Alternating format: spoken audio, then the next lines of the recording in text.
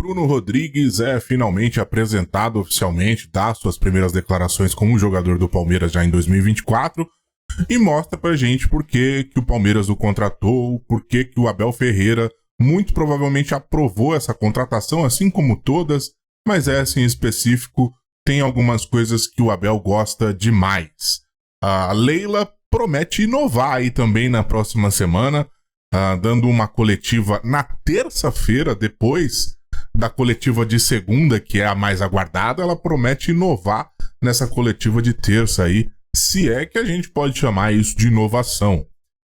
E De Michelis dá aprovação para River Plate para partir para cima de atacante do Palmeiras mais uma vez. Vem comigo que vamos passar aí, dar um giro por cima de algumas notícias que aconteceram na data de hoje, pra gente trocar uma ideia.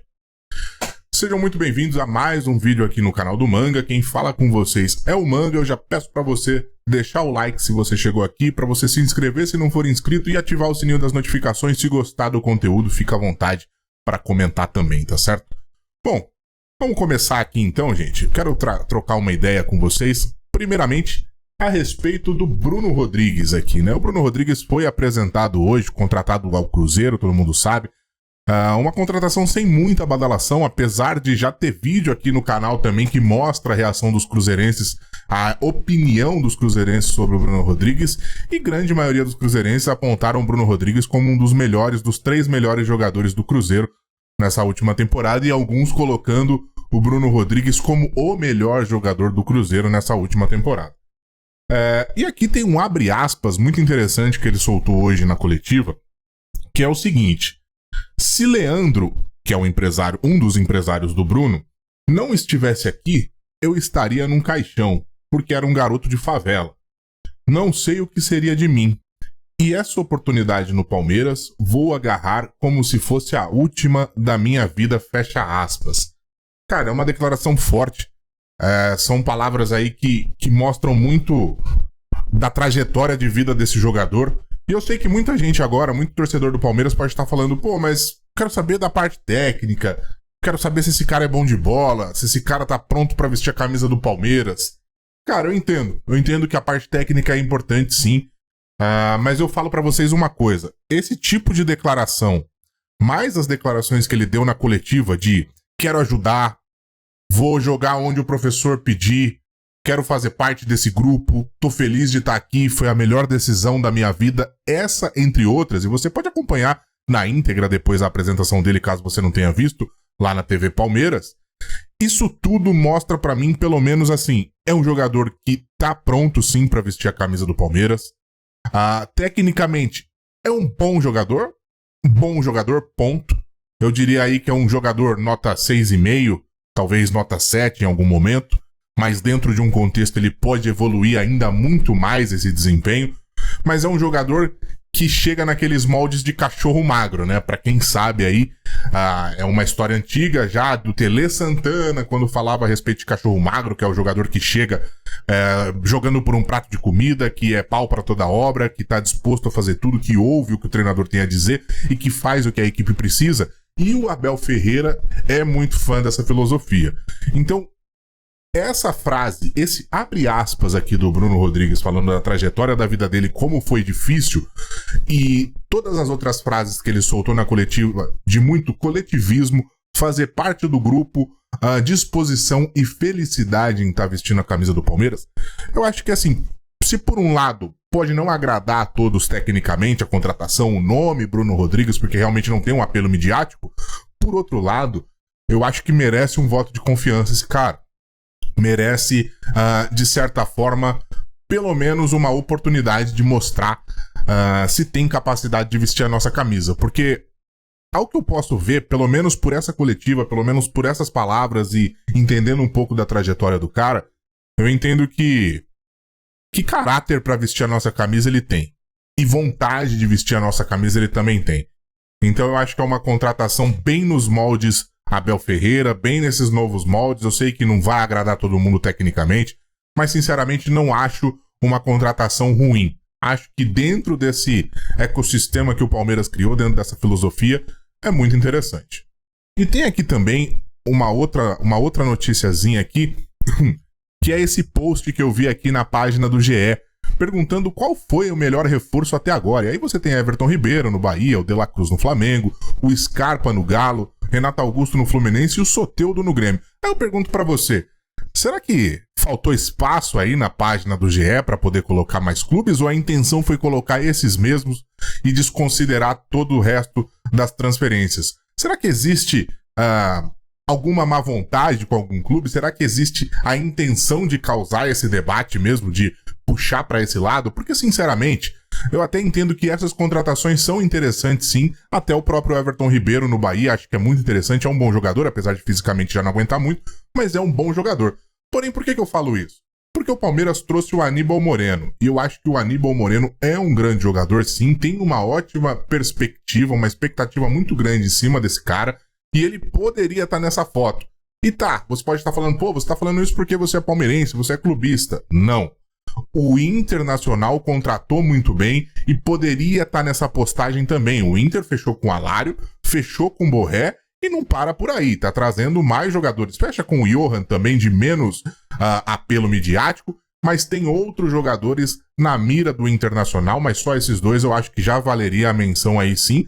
E aí, pra mostrar pra você que eu não tô colocando clubismo na minha declaração, o Corinthians, sim, o Corinthians podia estar aí também, porque eu acho que o Corinthians tem feito movimentações interessantes, o Garro é uma baita de uma movimentação interessante, a permanência do Lucas Veríssimo, a contratação do Gustavo Henrique e do Félix Torres, um zagueiro equatoriano. Então eu acho que esses poderiam estar aí, entre outros. Aí eu pergunto pra você se existe a má vontade, se é isso apenas que eles enxergam, se ficou pequeno o post, ou se a intenção é essa mesmo, causar o debate, evitando colocar alguns times e privilegiando outros, para poder causar essa discussão aí nos comentários. E pulando para nossa próxima pauta aqui, como eu falei lá no começo, De Michelis deu o aval para a diretoria do Inter, aprovou o nome de Flaco Lopes, do River. E o River deve vir mais uma vez para cima do Flaco Lopes. E dessa vez deve vir mais forte. Por que eu falo isso? Porque o Borja, que é atacante também do River Plate, recebeu uma proposta oficial do Austin, da MLS. E muito provavelmente deve estar de malas prontas para a MLS. E o River e o De Michelis vê no Flaco Lopes aí a contratação ideal para poder ocupar essa vaga no ataque do River.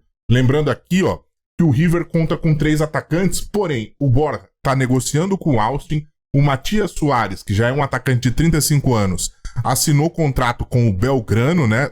Foi liberado de graça pro fim do seu contrato e assinou o contrato com o Belgrano, e aí o River ficaria apenas com o Facundo Colídio. Então eu acho que eles podem vir sim para cima do Flaco Lopes. Agora resta saber como eles querem fazer essa negociação e se o Palmeiras está disposto, porque o Abel, há um tempo atrás, disse que não estava disposto a liberar o Flaco Lopes, que ele faria parte dos planos e tudo mais, mas a gente sabe que o Flaco Lopes não tem jogado. E aí eu pergunto para você, se por acaso chega uma proposta na casa aí dos 10, 11 milhões, que foi mais ou menos o que o Palmeiras pagou, libera o Flaco, vende o Flaco pro River, ou não, você manteria o Flaco aí no Palmeiras, você deixaria para ver o que acontece e daria mais uma oportunidade de um ano. Lembrando que a gente pode estar fortalecendo um segundo rival aí em competições continentais, como a Libertadores, caso já foi do Merentiel e a gente sabe o que aconteceu, e a gente poderia estar fortalecendo o River agora, caso negociasse o Flaco com o River. E para fechar, tem essa notícia aqui da Leila Pereira, que essa é a notícia mais polêmica no meu modo de ver, que saiu na página do Lance aí, que mostra que a Leila Pereira vai inovar. E qual é essa inovação, entre aspas? A Leila promete uma coletiva apenas para mulheres. Exatamente, uma coletiva apenas para mulheres. Cara, essa é uma decisão que, sinceramente, eu não vejo sentido. Eu acho que ela promove um separatismo muito grande. Ela joga em cima de uma outra pauta. Ela promove uma coisa que não é muito interessante. Porque pensa pelo lado contrário. Imagina um presidente ou um treinador de uma equipe homem que decidisse inovar e na coletiva convocar apenas jornalistas homens. Como seria o discurso? Será que a gente acharia isso normal? Porque, cara, existem profissionais competentes mulheres e existem profissionais competentes homens. E exemplo disso é, por exemplo, a Patrícia Oríquio, que faz parte lá com a gente do Não Importa o Que Digam, que fez uma pergunta pro Abel no Bola de Prata, no ano passado, que emocionou o Abel, foi uma pergunta que repercutiu demais e mostra toda a qualidade que ela tem para poder fazer pergunta independentemente do gênero. Eu acho que isso que a Leila pode estar tentando inovar, sinceramente, é muito mais um retrocesso, é muito mais uma segregação do que de fato uma inovação. Porque se fosse o contrário, seria tão ruim quanto. A única coisa é que talvez seria muito mais divulgado na mídia. E sinceramente eu acho que muda muito o foco do que é uma coletiva de imprensa de um presidente de um clube, que tem o intuito de esclarecer e responder perguntas, independentemente do gênero dos questionadores, dos repórteres.